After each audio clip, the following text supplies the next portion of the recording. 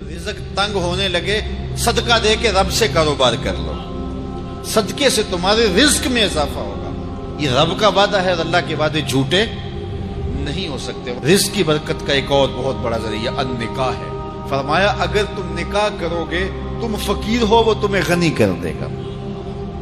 لوگ کہتے ہیں بچہ پیروں پہ کھڑا ہو لے تو پھر نکاح کریں گے۔ اللہ کہتا ہے تم نکاح کرو، ہم پیروں پہ کھڑا کر دیں گے۔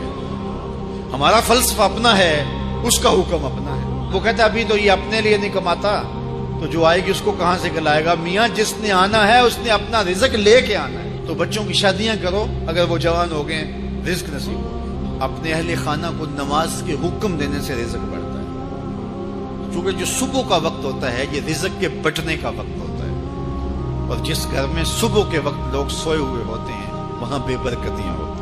تو طلوع فجر سے لے کر کے طلوع آفتاب تک اپنی اولاد کو، بیوی کو، بچوں کو نہ سونے دیں۔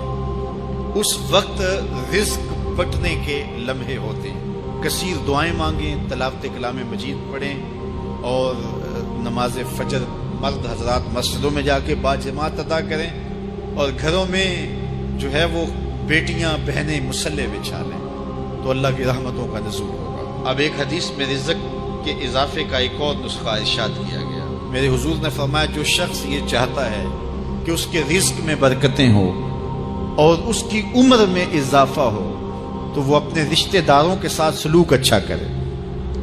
رشتہ داروں کے ساتھ اگر اچھا سلوک کرو گے تو پھر تمہارے رزق میں برکت ہو۔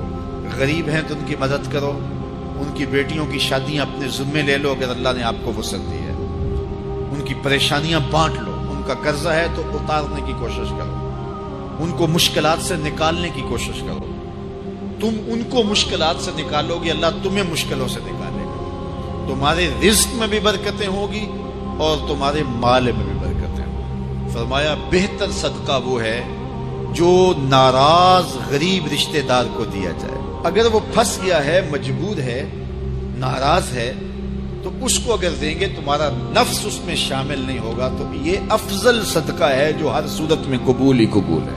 رزق کے اضافے کا ایک اور سبب الاحسان الی الضعفاء، جو کمزور لوگ ہیں ان کے ساتھ اس نے سلوک کرنا۔ الانفاق علی طلبۃ العلم، طالب علموں پہ خرچ کرنا، یہ بھی رزق میں اضافے کا سبب اور ذریعہ ہے۔ وہ حضرت بابا فرید نے کہا نا چھٹا رکن دین کا روٹی ہے۔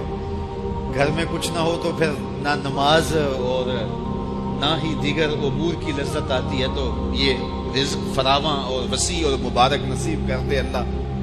تو اس کے لیے ایک اور وظیفہ میں دیتا ہوں، اور وہ یہ کہ مغرب کے بعد 21 مرتبہ سورۃ الکوثر پڑھ لیں، کثرت ہو جائے گی انشاءاللہ۔ اولا خدوشی پڑھ لیں، 5-7 منٹ لگتے ہوں گے، تو سورہ کوثر 21 مرتبہ روزانہ مغرب کی نماز کے بعد پڑھیں۔ اور اگر بہت زیادہ مسائل ہیں تو ہر نماز کے بعد پڑھ لیں، تو انشاءاللہ آپ دیکھیں گے کہ گھر میں برکتیں اترتی محسوس ہوں گی، انوار کا نزول ہوتے محسوس کریں گے۔ تو یہ وہ رزق کے اسباب ہے، اگر ہم اختیار کر لیں تو ہم اللہ کی خاص رحمتوں کے